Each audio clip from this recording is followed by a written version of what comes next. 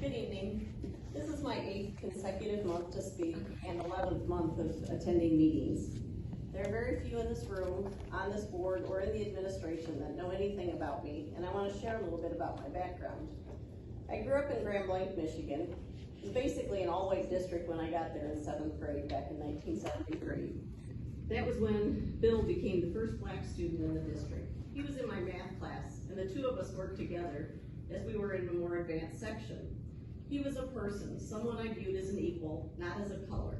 I treated him like any other student around me in school. By the time I graduated, there were many more blacks in the district, but still a very small percentage. I moved on after graduation to Indiana, Ohio, Nashville, Tennessee, before moving back to Grand Blanc, Flint area.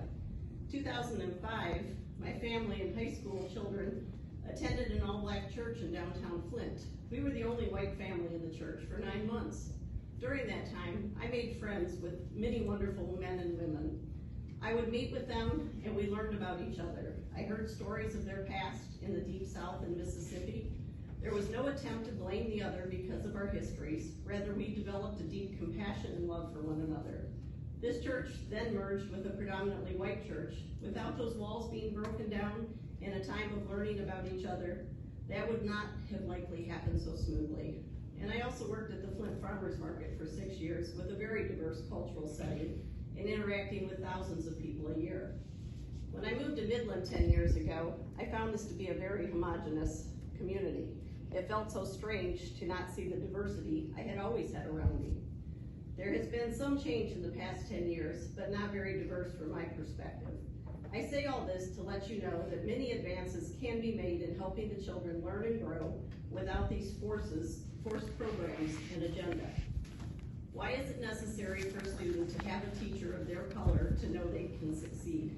Is it not possible to have speakers of their color from the community come in to speak to the ability to be successful in a wide variety of careers?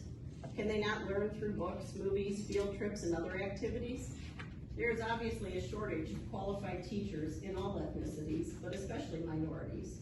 As was mentioned in the last month, are we forced to take someone solely on the color of their skin and not their qualifications? I hope this helps you understand why I do not like the agendas to divide the parents, teachers, and community, while the children are the ones paying the price along the way. We want to help children learn to become achievers, not victims of society or their past. Let's do our part in the schools to help them succeed. We can do much better and should. Thank you. Thank you.